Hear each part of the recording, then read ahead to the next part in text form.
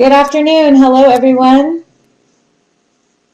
If you can hear me, if the audio is coming through on your computer through your speakers, please type in a yes in the chat box down in the bottom right-hand corner of your screen. Wonderful. Bear with me for just a moment while I switch over to our content slides for ethics today. Great. So from our end, the technology seems to be working. We do have Ashley Borthwick with us from First 3 Years on the webinar today. If you need technical assistance, she is joining us on there. You can scroll back up to the top of that chat, and I have put her phone number in there if you need to contact her via phone. She's made a mention of herself in that chat thread. And so I know all of you are very excited to be joining us for ethics today, and I am so very excited that you are joining us and to have you online with us this afternoon. So we're going to be discussing the topic of ethics and looking at ways that we kind of deal with very sensitive and serious situations that we experience in our everyday experiences at work. Right now, you can still share this webinar with your friends and colleagues. Here is the short link for the webinar. If you want to go ahead and just tag yourself there, you can also join us at facebook.com First 3 Years, or on Twitter. You can see all of our different handles there to let your friends and colleagues know that you are attending this with us, and also share the value of what we have to offer with more professionals and experts out there in the field as we work together to make our world the best for infants and toddlers. The topic we're going to be covering today is ethics for child development professionals, and we're going to be looking at several different models of ethics, and then we'll be talking a little bit about a decision-making process, and we'll delve deeper into a decision-making process next week in the expert session, which will be happening Monday with Julie Stevens right here in the state of Texas as she works with us through a decision-making model for our ethical situations and dilemmas. My name is Natalie Bayerwalt. I am the Director of Professional Development with First 3 Years. I have a history of direct work experience in a substance abuse treatment center here in Dallas, Texas, called Nexus Recovery Center. And I've been training through professional development conferences, workshops for the last 10 years in that role, and then certainly here in the last year as I've been in this role at First 3 Years as the Director of Professional Development. So lots of different training opportunities provided throughout the state of Texas, and some even nationwide on a variety of topics. This webinar today is sponsored by the First 3 Years membership program. If you are a member with us joining today, thank you so much for your membership. We value your expertise within our network of professionals that we have for the state of Texas. And for those of you who are not familiar with the First 3 Years membership program, I'll be speaking more at the end of our webinar about the membership program and the benefits of being a member with us. By the end of this webinar, these are the objectives that we're going to work through today. You'll be able to understand the 4 sections of ethical responsibilities within our profession of child development as a practitioner working with infants and toddlers, and for those of you who also work with families. You'll be able to define ideals and principles that guide a professional decision-making process. So once we determine that we have an ethical dilemma on our hands, what do we do? How do we work through that process? And there are some specific decision-making models that are of value, and you can use them as tools to work through these situations that seem like they might have 2 rights, or every decision you could make might be a wrong, because that happens when we're working with children and families. This is emotionally driven work. The content of what we do is so powerful and impactful, and we have to continually be mindful of our ethical responsibility to those that we're serving. You'll be able to understand how our own relationships guide our own ethical behavior, because ethics is not only a professional responsibility, but it also comes from our personal belief system. And so these things overlap, and it's impossible to think that we could have separate and complete boundaries between our personal and professional lives. And so we have to understand how we interact with the world impacts our ethical responsibility and our decision-making ability around the situations that we encounter at work.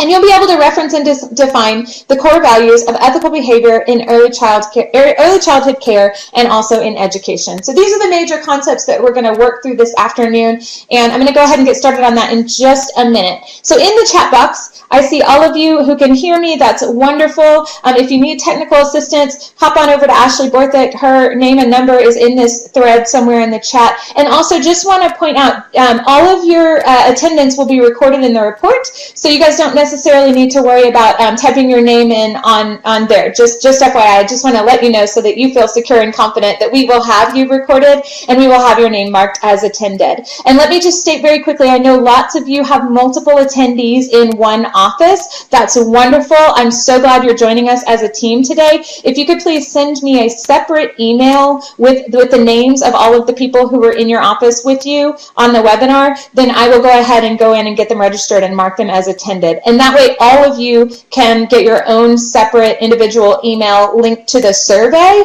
When you complete the survey online is when you'll be able to access your CEU certificate for today's session. So email me at nbearwalt@first3yearstx.org. I just typed it in the chat box. Send me, if you have multiple people in your office, send me a separate email to that email address with the list of names and also the email contacts for each of those people. And then when I send out the survey link for the CEU certificate, everyone will get their own link. And if you have any questions about that, send that on over to Ashley and we'll get going with our content for today. Thank you so much. So as we look through our ethical responsibilities, we're going to be using the model from the National Association for the Education of Young Children, and this is their code of ethical conduct that we're going to work through today as we look at the different groups of people that we are responsible to in our work. And we are responsible to the children that we work with and the children that we're caring for, or the children who we are impacting by working with their families. We have an ethical responsibility to the family units themselves. We have an ethical responsibility to our colleagues and those who work around us in our office space or through our partnerships. And finally, we have an ethical responsibility to our larger community and society.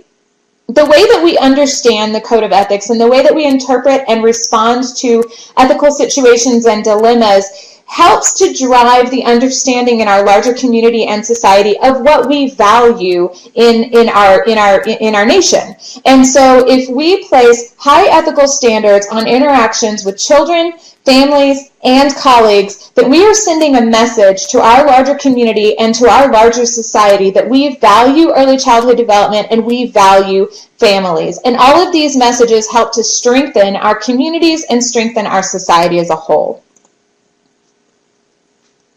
When we look at just the subset of children and think about our ethical responsibilities to children directly, maybe that's directly if we're in direct care with children, or perhaps we're a therapist and we work directly with children on that level, it's imperative that we provide care and support in settings that are not only safe and healthy, but also nurturing and responsive. And not only to those children, but also to the families that in which those children exist. We can only best support the children that we care for and that we help to grow and develop by also providing support and care and being nurturing and responsive to their families as well. And sometimes that can be hard. Having worked at Nexus Recovery Center, which is a drug treatment facility here in Dallas, and working directly with the children, sometimes it was a little bit more difficult for me to always be nurturing and responsive to the mother of the child, considering the mother was addicted to drugs and had made very, very serious and severe choices that impacted that child negatively. We must be committed to supporting development by understanding differences and helping children learn to engage with the community cooperatively. If we think about our ethical responsibility in this second bullet right here, we're talking about school readiness for children. If we are committed to supporting child development from 0 to 5 to help children learn to engage with their community, then we are equipping those children to be ready for school so that when they move into that community of learners in that kindergarten classroom within your local area district, they're able to work cooperatively. That would be the biggest kindergarten readiness skill. If they can do that, the teacher can teach all of the rest of the academic criteria.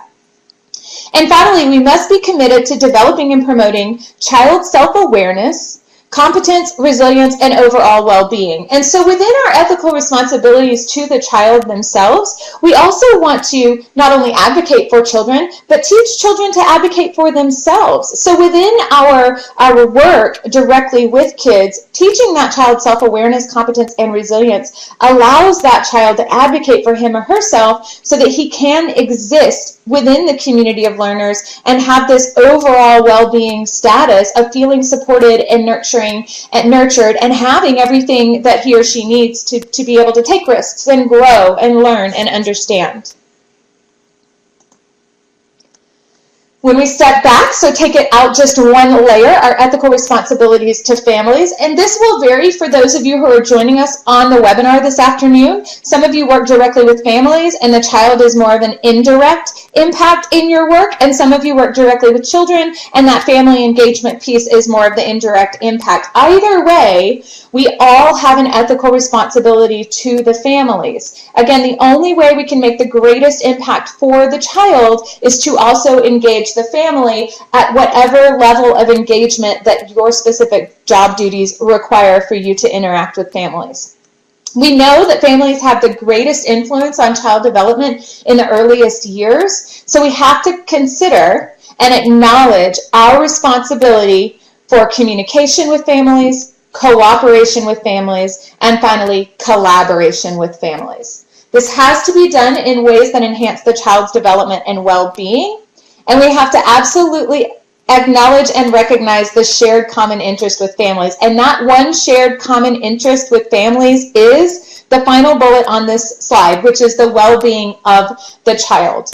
In my work at Nexus Recovery Center, I was privy to a lot of information through case files about decisions that mothers had made and children living in drug-endangered homes and being exposed to drug environments that were incredibly inappropriate for young children, probably for anybody really, but very, very traumatic to young children. And in the access to those records and hearing about these cases and working to intervene on behalf of a child, sometimes it was very, very hard for me to step back and recognize I do have a shared common interest with this mother, and that is the well-being of her child. And I had to work in my time in direct practice at Nexus Recovery Center, almost a decade there. I really had to work on my own personal perspective and view and lens of what I thought of this mother who was addicted to drugs. And fortunately, I had enough grace through my bosses at Nexus and through the professional development and training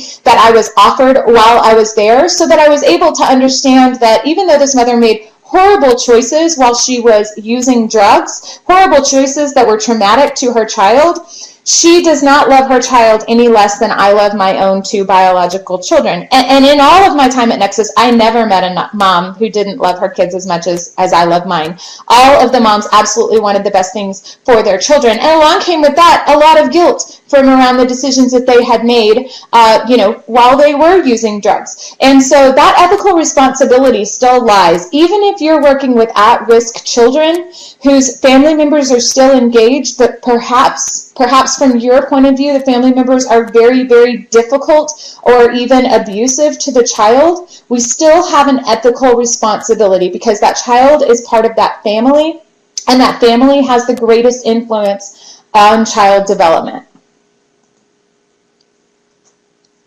Step out one more layer here as we look at our ethical responsibilities, and the next group that we are responsible to are our colleagues, those who work around us. So many of you are joining with your teams from one computer today. That's great. I hope you find a lot of value in the information that we're sharing today.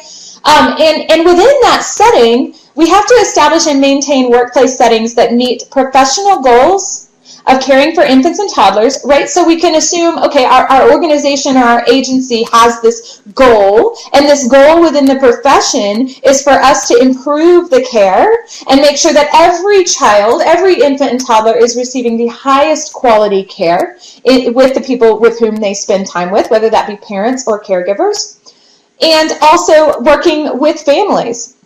So in thinking about your space, if you have a place of business where families come in for services, or perhaps the child comes in for services, in that workplace setting, does your culture within the workplace give a message of an ethical responsibility to families? Is it welcoming? Does it say, hey, come on in, let's collaborate, let's communicate, and let's cooperate on behalf of your child? In thinking about that workplace setting and that workplace culture for working with families. And then also a cooperative workplace. So outside of just our job duties and the goals and mission of the profession or our agency specifically, but in honoring our colleagues in the way that we interact with one another, through honoring human dignity overall and promoting professional satisfaction. Those positive relationships are developed and maintained at all times. And I'm sure many of you joining us this afternoon have had in the past jobs that were maybe not a good fit for you, or perhaps the culture of the workplace wasn't great, and you were miserable in that setting. You probably didn't want to work there very long, or you probably had a stomachache or an extra level of stress every day as you were getting ready to go to work. It is our ethical responsibility to our colleagues and to our workplace that we make our relationships within the workplace strong, goal-driven around caring for infants and toddlers, and also honoring human dignity and respecting differences amongst each other, where everyone is heard, everyone has a voice, and we all feel professional satisfaction in this work. The last thing I'll say in the ethical responsibility to colleagues is that it impacts your work with the families and children that you serve directly. So if you're unhappy in your workplace because the culture is negative or perhaps biased, then you're not going to be able to give your best self in your service to your clients. And so this is emotionally driven work that we do, and so you need to feel nurtured and supported within your workplace. And this is one of those places where it kind of crosses the line between professional boundaries and personal, because the content of the work that we do is very personal, and it's hard to separate that out as just a job duty in most cases. And finally, the fourth category here is your ethical responsibilities to community and society. This is to provide services within the context of your local community. All of you, if I were to ask you to type in the chat box what agency you work for, you would all start giving me names of agencies and organizations that exist within a larger community. And therefore, we have to provide those services within the context of what works for families. Families and other institutions are concerned with the welfare of children, and so through our community agencies and organizations, we work together and we partner. It is our ethical responsibility to partner together to make the greatest impact on young children. We want to be providing diverse programs that meet the needs of everyone in that community. We want to cooperate with agencies and organizations that share our mission. So if you've ever heard the old term, don't reinvent the wheel, right? So if I have a clinic next door providing childhood immunizations to all the kids on the street, then I don't want to open my shop with my new government funds and say, hey, I've got the childhood immunizations, right? We already have that piece taken care of next door. So let's use the next set of funds to do something else that would benefit the children to make a greater impact on their overall health and well-being. Assist families to gain access to resources. Again, it is within your ethical responsibility to know the agencies and the organizations close to you so that you can help to refer families when they need services that is not within the scope of your organization. Acknowledge your own expertise in the field, which means to where you know your limits. You know what you can provide to clients, and you know where to stop and say, you know what, that's not my area of expertise. That is not something that I am equipped or skilled to be able to help you with. However, I do know the clinic down the street provides those services. Here's your referral. And that is absolutely an ethical responsibility. If you delve into an area of working with a client that you're not qualified to do, you could potentially do more harm to your client than in helping them. And so acknowledging your expertise and knowing where that lies is something that is an ethical responsibility. And finally, to advocate for the best interest of children overall in the community. So this is sort of one of those professional, personal things, but any and everywhere that you go, on your work time, perhaps on your personal time, that you're understanding and acknowledging that we need to make our communities and societies highly aware of the early impact of what children experience and how their brain understands the world based on what they're exposed to from 0 to 3. And so if we have communities that value young children and that consistently provide nurturing and warm environments for young children, then we have a stronger future.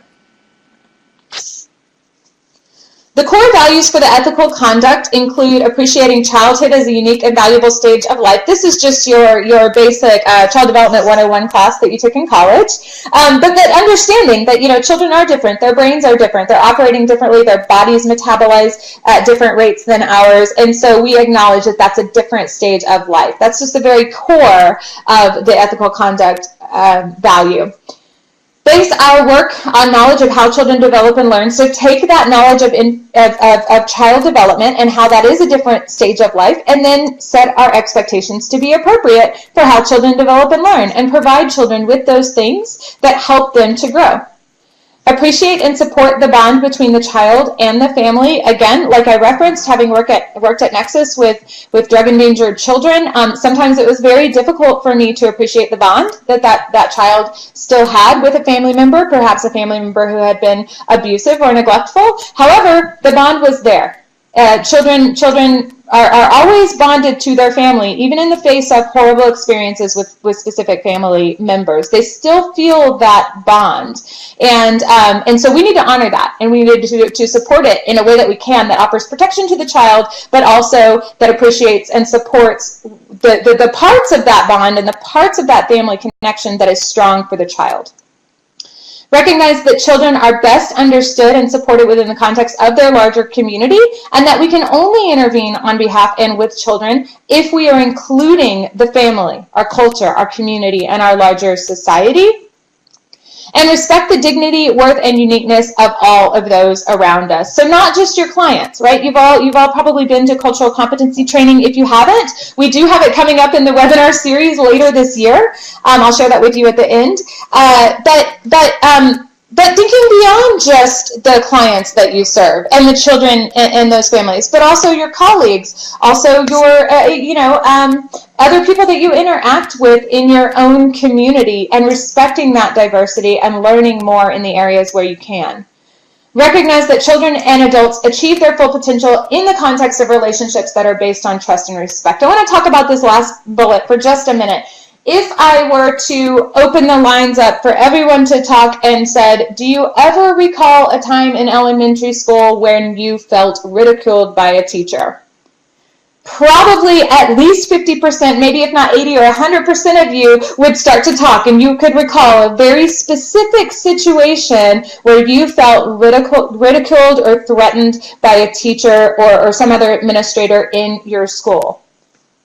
And my next question would be, did you learn anything else from that teacher or administrator the rest of that year?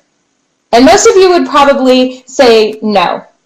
I have a very specific example of being in 5th grade. Teacher called on me to recite the definition of the word summit. I had not studied. I did not know the definition of the word summit in 5th grade. However, my parents had just been on vacation about a week before, and they stayed in a hotel called the Summit. So rather than admitting that I did not know the book definition for the word summit, I answered confidently that the answer to the definition of the word summit is a hotel. Summit means a hotel. In my 5th grade mind, it was logical. It made sense. The teacher laughed and corrected me that it was not correct, and the rest of the class laughed as well. I felt completely embarrassed and ridiculed, and I will tell you, I did not learn anything else from Mr. Castro the rest of my 5th grade year. So that goes to show you how children and adults achieve their full potential when they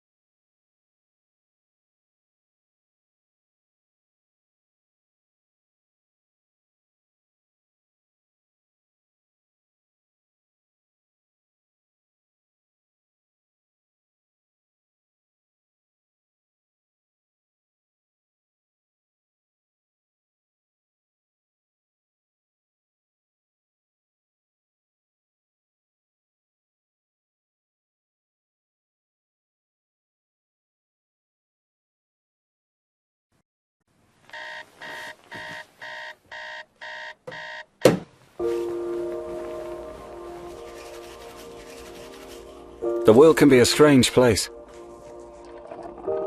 So many people sharing it with us. Each of us has our own routines, our own desires, our own understanding of right and wrong.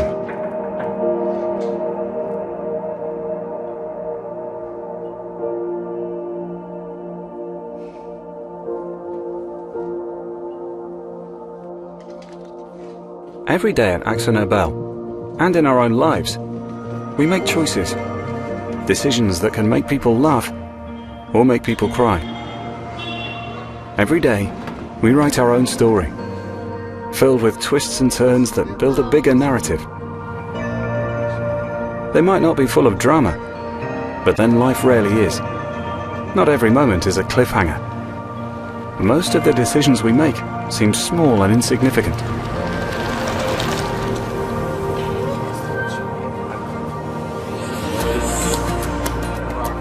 But here's the thing. It's precisely those choices, the small ones, the split-second ones, that define who we are. That require us to think beyond the moment, to see the bigger picture, to be better.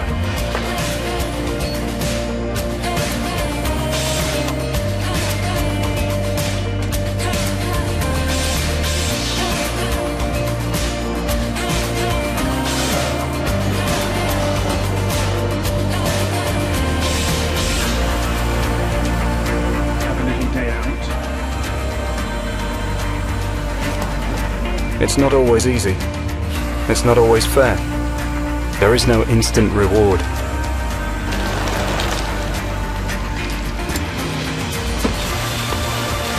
Making the right choice requires extra effort.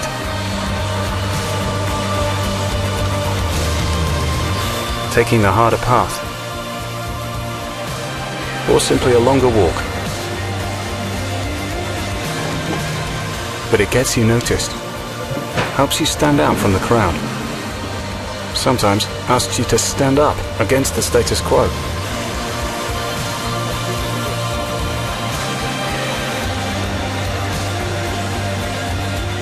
And it's worth it. Because with every little choice, we make a difference. Tell a different story.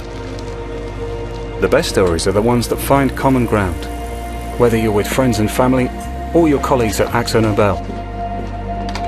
Those moments, what we do every day, come together for something bigger than ourselves. But it starts with your story, the choices you make. What do you stand for?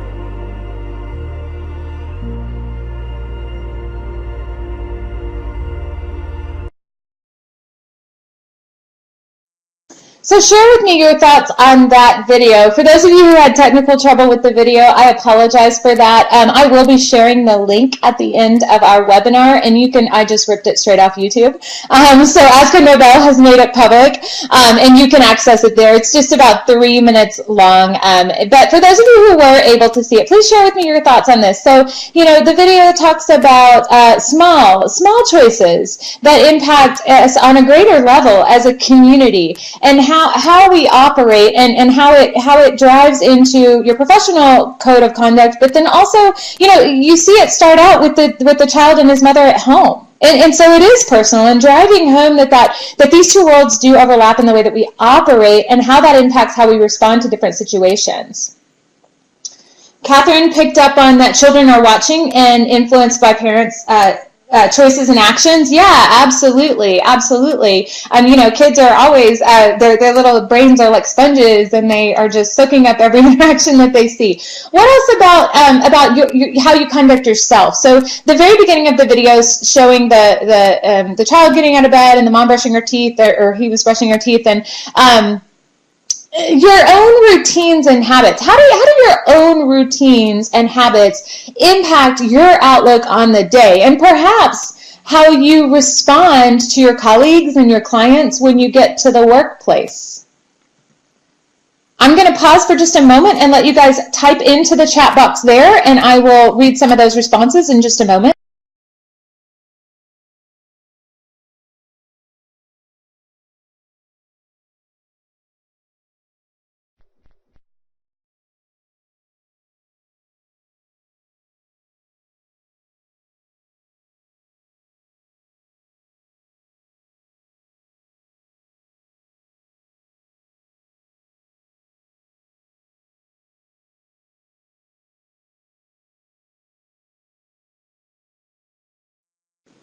Ah, Flavia, I love your comment. Ethics is a commitment to yourself and your legacy first. I had not picked up on that, but as you can see, the way that they end the video with the two halves of the faces coming together, the child's face and his mother's, that's beautiful the way that you stated that, to drive it home to how it is bigger than just what we do and how we operate, and how it does impact and influence everything around us. And I love that you say legacy. That's a beautiful way to think about this.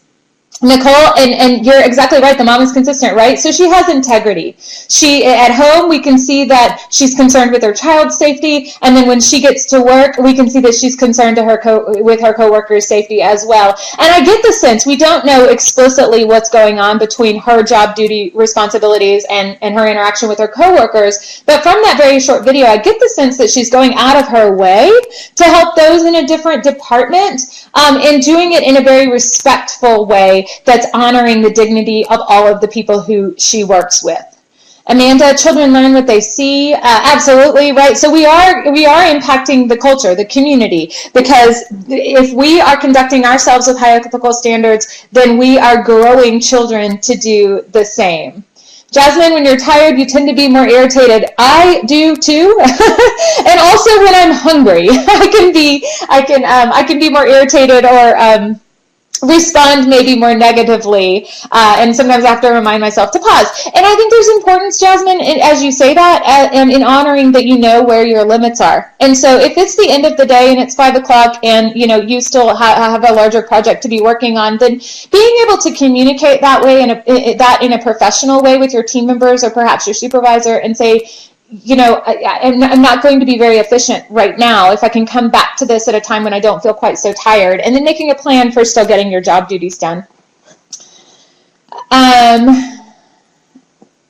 Yeah, reacting differently in situations that are the same can be confusing, Jasmine. Yeah, so operating with integrity in the way that we work.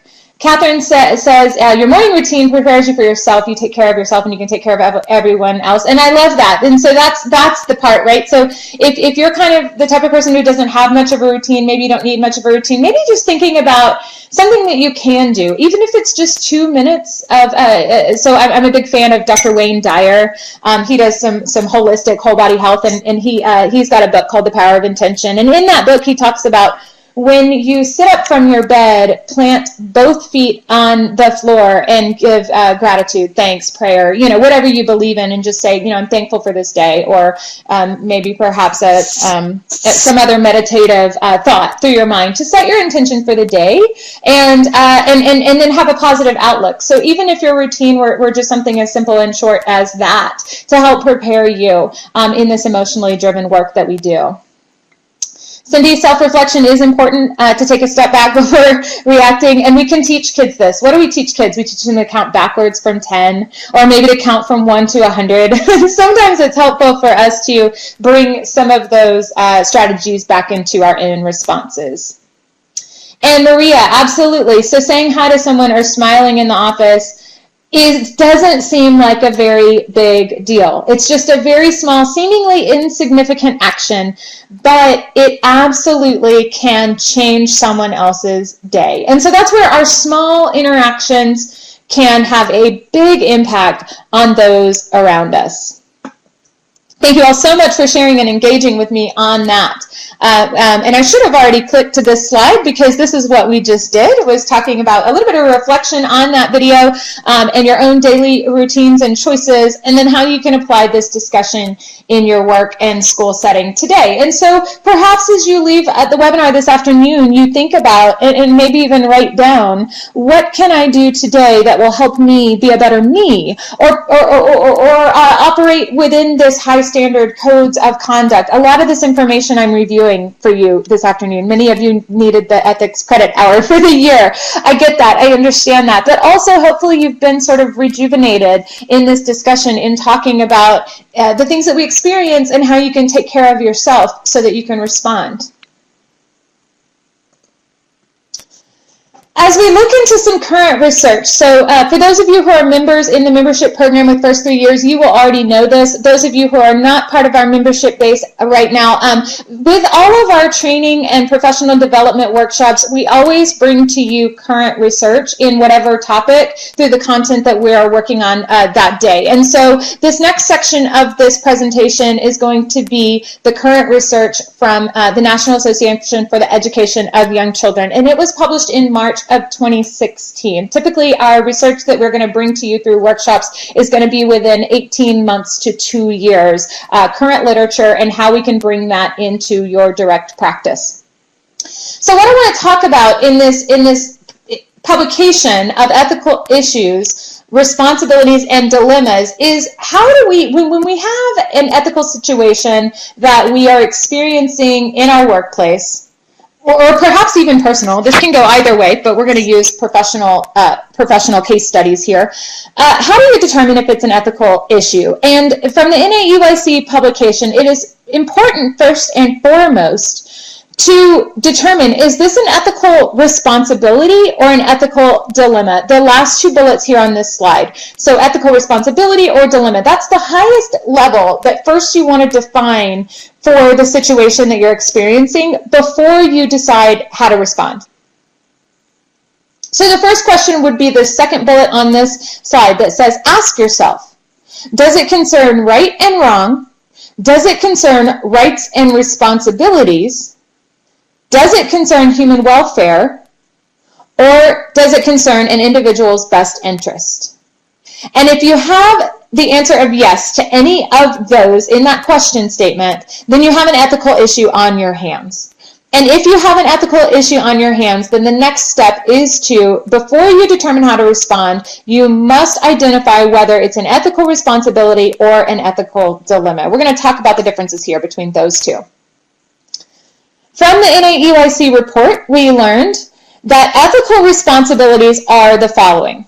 Responsibilities or mandates that are clearly defined. They describe how professionals are required to act. They rely on the code of ethics, and they're very similar. An ethical responsibility is very similar to legal responsibilities in that they require or forbid a particular action. An ethical responsibility is much more cut and dry, much more black and white than an ethical dilemma. An ethical dilemma is the following. A situation for which there may be two or more possible resolutions, each of which those resolutions could be justified morally. An ethical dilemma requires a person to choose between two actions, each having benefits and costs for any given client or colleague. An ethical dilemma will describe the needs and interests of one group, and in that situation, the needs and interests of one group must give way to those of another group. So again, whatever decision you make in a dilemma is going to give more benefits and fewer resources to two different groups or two different individuals. And an ethical dilemma is sometimes described as a situation with two rights. And it's a lot more gray. There's a lot more leeway and bounce way in how we think about what we could do because there are multiple right answers, and all of those have a cost and a benefit to all the people in this situation. So from the report, we learned that ethical situations are either one of the other. You do not ever have an ethical situation where you have a dilemma that is also a responsibility. So it's very important to be able to define whether you have an ethical responsibility on your hands or an ethical dilemma. It cannot be both. And once you determine that, sometimes ethical responsibilities are a little easier to respond to because they're guided by the code of ethics and by the law and sort of those things that we know are right and wrong, as opposed to a dilemma, which causes a lot more and han and conversation and perhaps coaching from mentors. One characteristic of a dilemma is that the situation and response action involves deliberation. So if you're experiencing a situation and you're thinking, I don't, that could be a red flag that you have a dilemma on your hands and not a responsibility. Responsibilities tend to identify themselves pretty quickly and clearly just by the fact that it is an ethical responsibility. And to resolve a dilemma, you want to determine the nature of the problem, that it is a dilemma, and then from there, step number 2 is to analyze the dilemma. And you can do that by identifying the conflicting responsibilities, brainstorming resolutions, considering ethical finesse, and then following the code of conduct for the code of ethical conduct for your response to it. This is just a very high-level overview that analyzes the dilemma. The 4 bullets under there is a very high-level overview of a decision-making process that you would work through with a colleague or perhaps as a supervisor. Next Monday at 10 a.m. Central Time here in Texas, Julie Stevens, our expert for this topic on ethics, is going to be sharing with us a very specific decision-making model for ethical dilemmas. So hers is going to go into a lot more depth about the steps that you take to resolve an ethical dilemma. So join us for that conversation if you can. It will be very useful tools and resources for you.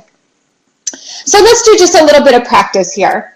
I've got 2 situations here, and I want you to tell me if it's an ethical responsibility or an ethical dilemma. Get ready to type in the chat box, bottom right hand of your screen there. So bullet point number 1 here. You work in a daycare, and when one of your toddler's parents comes to pick the child up, you suspect that the parent is under the influence of substances. Do you have an ethical responsibility on your hands or an ethical dilemma? Go.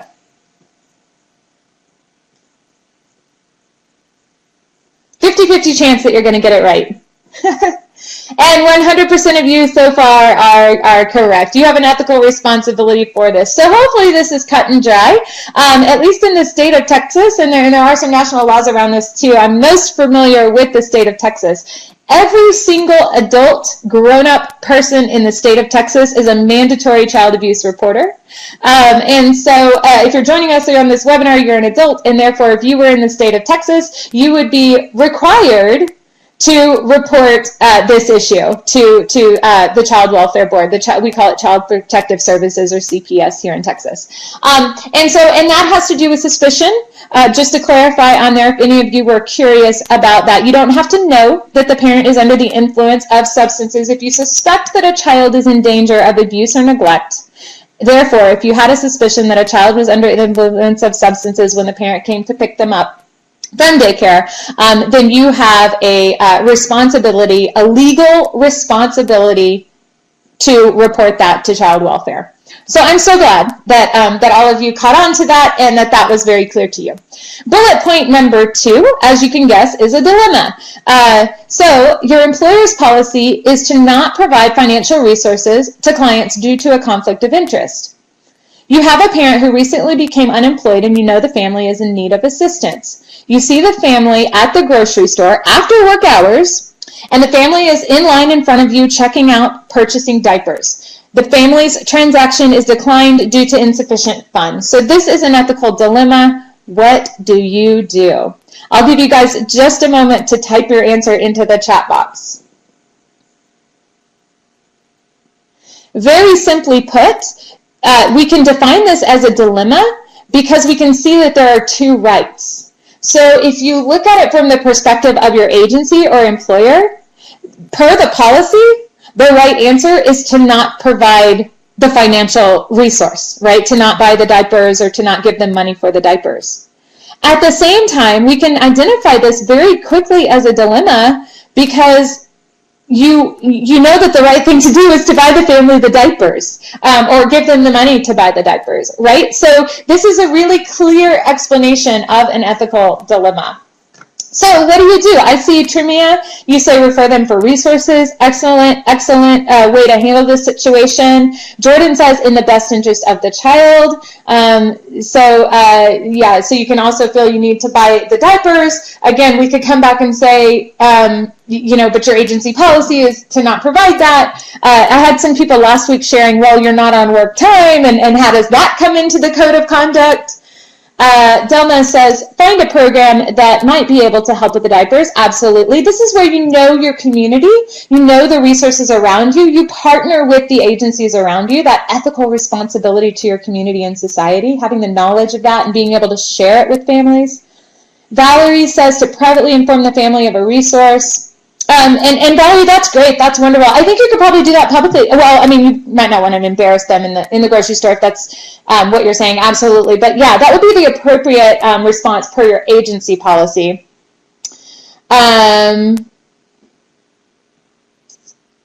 So responsibility, Jasmine, yeah, perhaps, right?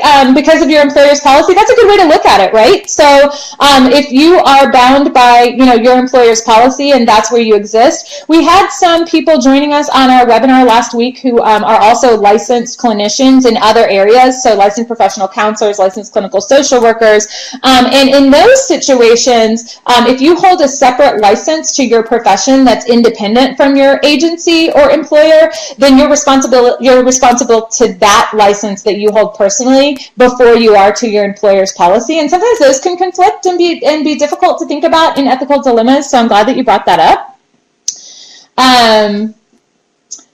And Mary Stella says she doesn't think she would have the heart not to help. That came up last week as well, and perhaps your best response, Mary Stella, is, you buy it and then you go into work the next day and you confess up and down to your boss that you did it. You just say, this is where I was, and rather than perhaps your employer finding out later, just kind of coming clean and working through that, after the fact. And so I'm not giving any right or wrong answer. I'm sure at least 50 to 80% of you want us to wrap this up and package it and put a nice, beautiful little bow on the top with the correct answer inside.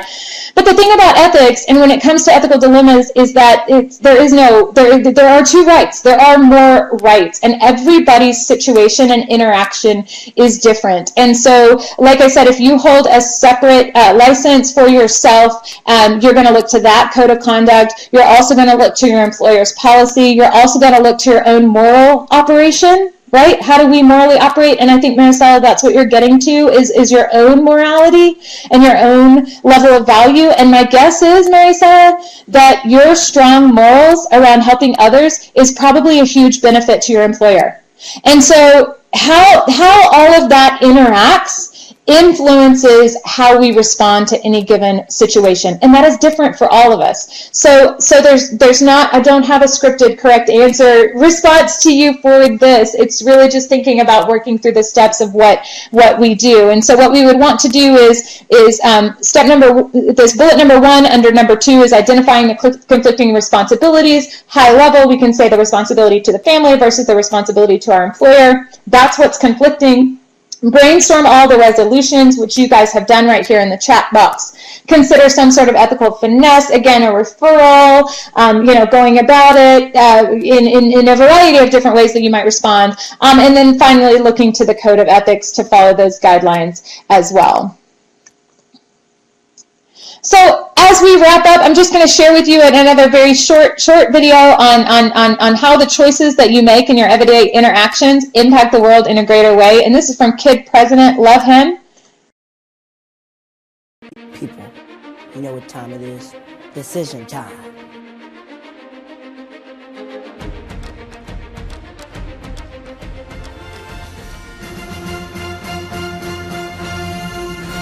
So, you got a decision to make. Don't worry. You make decisions all the time. Like what to eat, what to buy, what to wear, how to spend your time, who to spend your time with, what you're gonna say, how you're gonna say it, whether or not you put on the dinosaur costume and escape through town. Hey, it's an option, and I'm proud of it. Researchers found this. We make thousands of choices each day. Thousands of them. In fact, the more responsibilities that you have, the more choices you have to make. There's options all up in your face all the time. And on top of all this, with each choice comes a consequence. Every choice that you make leads to something good or not so good. Like that old saying, everything happens for a reason. Sometimes that reason is you ate a whole roll of Oreos in one sitting.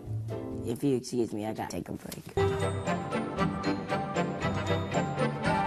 Okay, I'm back. Ugh, that was a bad decision. If you're watching this video, that means you're awesome. Congrats, you're awesome. How will you make awesome choices? Here's a few choices for how you can make choices. You could be impulsive. Don't even think about it. Just mindlessly point, pick, and do whatever. Disclaimer, I don't recommend this choice for making choices. Now you can do it, but it'll lead to mixed results. It's especially dangerous while picking your wardrobe or defusing a bomb. Can't be impulsive then. Another choice you have when making choices, don't do anything. This is a choice to not make any choices, which is a poor choice. Just stand there, wait, do nothing. It's an option. It's always an option. You could say nothing, do nothing, but fair warning, then you'll be nothing. Just saying. Another choice for how you can make a choice. Just be a follower. Yeah, just do what everyone else is doing. When you're a follower, you don't really have to think. It's really simple. Just look around, see what everyone else is doing. Is everyone just complaining about something? You can do that too. Is everyone doing what everyone else is doing? You can do that too. Is everyone eating an entire row of Oreos in one sitting? Just do that. Excuse me. Sorry, I'm back. I have to make better choices. So being a follower, you can make that choice. It's just a really big problem with that. The world needs you. So how's about this? Focus on being someone worth following. I like that choice. Another choice how you can make your choices, be thoughtful. Warning, this requires thinking. It takes some thought to be thoughtful. But thinking, that's something we should do more often. Think about, what do I care about? What's important to me? What kind of world do I want to live in? Do my choices help create that world? I want to live in a world with more dancing. So what do? A little bit of dancing. The choices you make help make the world. He continues on for another couple minutes, but I'm going to wrap it up in the interest of time. Again, the reference for this video is going to be on the slide deck that you will receive via email shortly, if you'd like to go out to YouTube and watch it there. But again, just kind of driving home this idea of being thoughtful, thinking about how we make choices, and thinking about the more responsibility we have, the more choices that we have, and how our choices do impact our world. And are we responding to our world in a way that helps to create the world that we want to live in? Here are all the references on here. You'll get them directly in the email so that you can copy and paste if you'd like to look up those YouTube channels. And so now I'm going to move into some more information just very, very briefly on our membership program, which sponsored your webinar today. Those of you who are members with us already, feel free to jump off. And for the rest of you, I just want to share with you two options about what's going on with our membership program. So the first 3 years, founders were concerned about the quality of infant care. And so what they used to do was they would meet in their own living rooms to talk about the latest research and how to translate what they knew was happening with early childhood development and how to translate that into direct practice in the work that they were doing. And so what they did was they invited professionals to join them in their own living rooms, have lunch together, and provide professional development and learning experiences. Today, after 35 years, we have become the leading advocate for child development professionals, and we are here for you to provide you this resource of professional development and education and your CEUs throughout the year. Our membership program is a professional development network with the following benefits: monthly education through our free webinars, discounted access to on-site training workshops and conferences, and a large network of professionals just like you. The membership program is for all of you who have joined us today: child development professionals, ECI, social workers, child care, administrators, nurses, educators, teachers, counselors, therapists, anyone working on behalf of families for the advancement of infant and toddler development.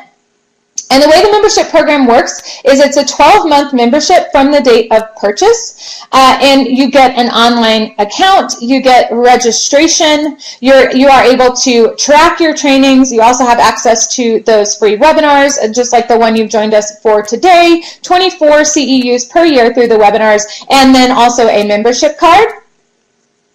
And the cost for an individual professional membership for our member program is $65 for an individual 12-month membership, and an agency membership is $250 for up to 10 staff members. Once again, you get access to 24 CEUs via webinar, and we know that one CEU credit hour can cost between $30 and $50 or more. If you need 24 of those per year, it could cost more than $720. So a huge cost savings here, saves you time, and you know that you're getting credible information from first 3 years. Today we have a special offer, 5% off of the membership rate.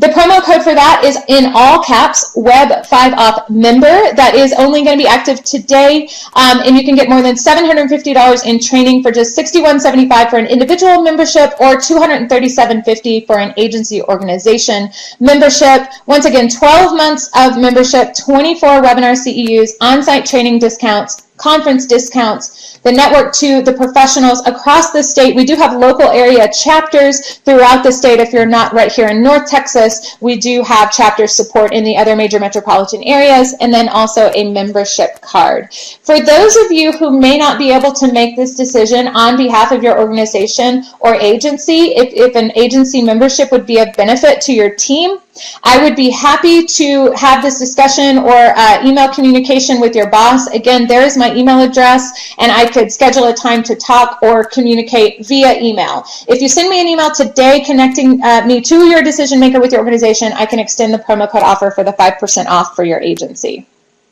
And here's what some of our members are saying. The content, Sandra Lamb, director of the ELA, right up here in Tarrant County, North Texas area, that our content is unique, rich, and enlightening. The cost is low and access is easy. We have a laser-like focus on babies, toddlers, and their families and connection to colleagues. Aaron Carrera in Houston shared that being a member of First 3 Years is a no-brainer for him and for his colleagues because they're able to access the content and the material that we provide. And Sherry Bryant here at UTD in the North Texas area recommends First 3 Years because of the staff dedication to bringing the latest and most helpful information to improve the quality of work. Here is a snapshot of our 2017 webinar series topics coming up. I referenced earlier our cultural competency unit in October. You can see the list here. You can also see all of that on our website at first3yearstx.org/webinars if you want to share that with your colleagues or share that perhaps with your agency supervisor in thinking about this benefit of membership. And do we have any questions and answers about membership or about the content of the webinar? Anything? I realize we are finalized with our time here. I'm happy to stay on for a few more minutes. I will be sending out the survey link via email along with all of the resources for today's content. So look for that very shortly to all of you. When you complete the online survey, you will then be able to access your CEU certificate. You can save it and or download it at the completion of your survey. So I'm going to stay on for just a few minutes and have a wonderful afternoon.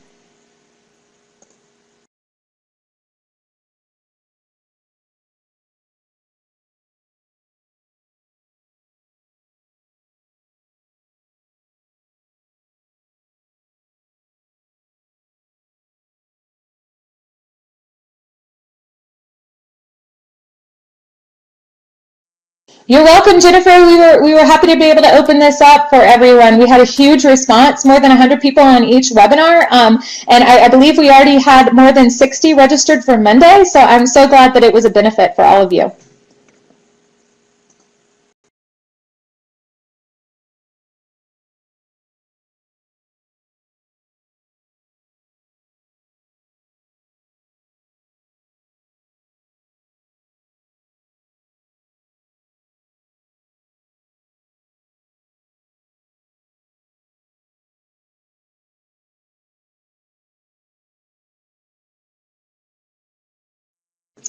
I just pasted in the survey link if you would like to go ahead and access the survey from here. It will also come to your email very soon, but if you'd like to go ahead and access it from here, you can do that. Catherine, you're a member of Michigan. Recently, you've been provided a code. Right. So, Catherine, that partnership was only for the first 6 months of this year. It was a pilot project. So we are in conversations with Michigan, but at this time, the remainder of the webinar series is there is no promo code for that.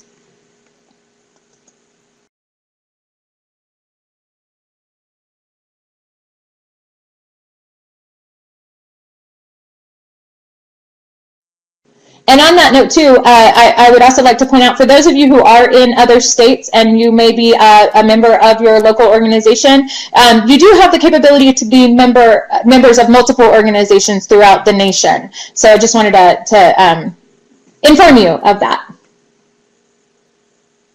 Thank you, Catherine.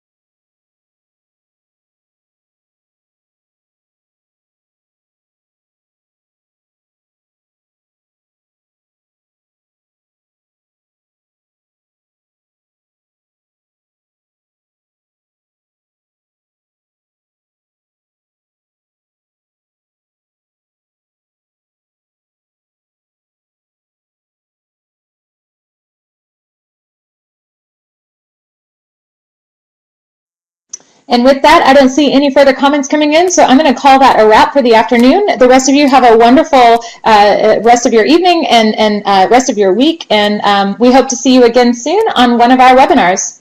Thank you.